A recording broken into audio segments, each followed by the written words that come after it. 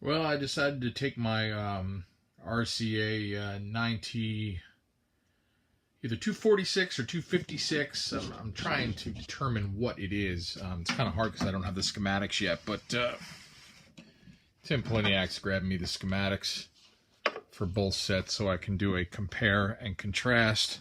The cabinet, inside the cabinet looks good. The gray stuff on the walls is probably asbestos, so I'm not going to touch it. The top piece looks like it was ripped off a long time ago, so I'm not going to disturb the inside of the cabinet. I might wipe down the bottom to get some of the dust off. But the cabinet's in real nice shape. Top, sides are in real nice shape. Let me, give me a second, let me spin it around here without damaging the top of my CTC7. So I got the cardboard here. So bear with me. Turn down my ham radio. The cloth on this is probably the nicest I've seen on one. Not too bad. Some of the labels are still there. Some of them are gone. But the cabinet overall is in really, really nice shape. So let's pivot around here. I've got the chassis, or I've got the picture tube out. This 10BP4 is a rebuild. You can see the seam right here. Or you can feel the seam. It's right there. So this is a rebuild. It does have a label on it.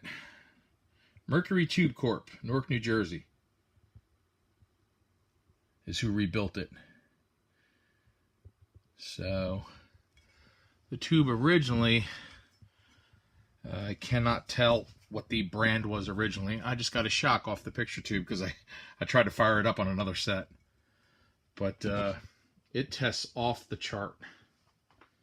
Great 10BP4. Now this set has been messed with. So the first thing I noticed is the original can domes. The 4 can domes are gone in the rail back here. And somebody's done half the work for me. They put in terminal strips and mounted 2 of them back, 2 resistors back here. I'll probably replace these. Then they mounted one really kind of poorly inside here, and I'm guessing this is the 4th one right here off the focus control. Then we come to lytics. I have cans, original cans that are bypassed with just hanging electrolytics in here. I'm going to have to track down where all these go. And yeah, these are old repairs too. I mean, these are old lytics. So as you can see right here, where is it? This can right here. You can see this tab right here is not even hooked up.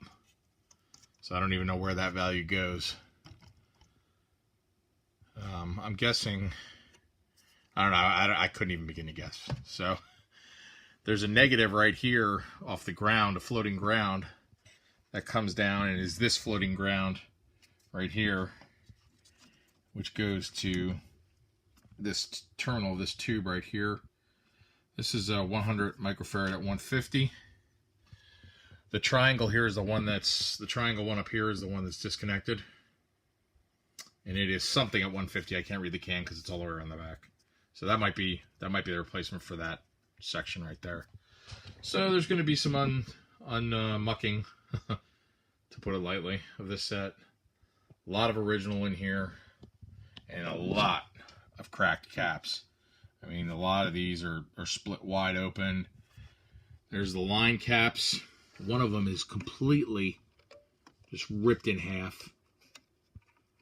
Another one down here. I'll put safety caps in for those. So it's definitely restorable. It's dirty, but it should come back. Oh, let's see. The one thing that did look really good was the flyback. Let's see if I can get in here. The flyback looks pretty darn decent. I had a flashlight around here.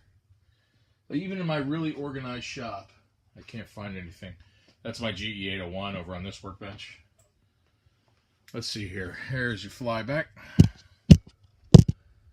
Looks pretty good. Looks as good as you can get on some of these. No melting, no goop. So we'll see how that works out. So the HV cage looks pretty good, as you can see. Dirty, but not too bad. Focus coil looks alright. Who knows how the yoke is. Visual inspection of the power transformer. You can't really tell much by that, so everything's dirty, needs to be cleaned. And then we need to really study the schematic and figure out some of the modifications that were done. This is interesting right here. This is a nice reattachment of the socket. I don't know why this was done. If anybody has any ideas of why somebody would have cut off and then resoldered on a socket this way, is beyond me. I got to see if I can get some insulation on there, if this is even hooked up correctly. It appears to be. The colors of the wires match. Red, yellow, brown, black, green. Why it was cut off, no clue. So, yeah, some interesting things with this set. But I think this is the set I got from Tim Moritz at ETF back in May. So thanks to him again for bringing that set, and we'll see if we can get the according to the chassis label down here somewhere, it's a 9T246. When I look at the schematic, or the SAMs, the 9T246 SAMs doesn't look anything like this set. But it sure looks a heck of a lot like the 9T256, which has the separate fine-tuning knob on the tuner right above the main knob. So I guess there were different versions of this set. So I think I'm going to get both schematics from Tim. Ooh, there's a switch right here. I don't know what the switch is. Right there. Might be local distant, or something for external audio. I gotta check that out. Yeah, whatever it is, it's for this external audio. Huh. Have to check that out. See what that does. Might have been for a phono. I always thought this was an interesting setup. This external rail here that the Candomes were attached to. I guess the original Candomes. I think there were 4 of them sat behind this rail. I guess that was to keep them external, to keep them cool. That's a guess. So I don't think I have a schematic for this set. I've been looking around, so I've got to track that down. And having some brightness issues on the GE801. I installed a new control, and it turns out I think the original control here is better than the control I just put in, so I'm going to swap it back, get around to doing that. So I'm going to tag team some sets right now. I'm going to tag team the GE801, see if I get that working better. Start the restore on the 9T2, I'm going to call it a 256, because that's what it looks more like, even though it says 246, but I'll figure that one out. And then I think the next set I'm also going to get on the bench is this Admiral here. It's a nice set. I'd like to see that one working. It's got a good 10 BP4 in it as well. Interestingly enough, this GE801 over here, this is an FP4. As you can see, it's aluminized, and I've got no ion trap on it.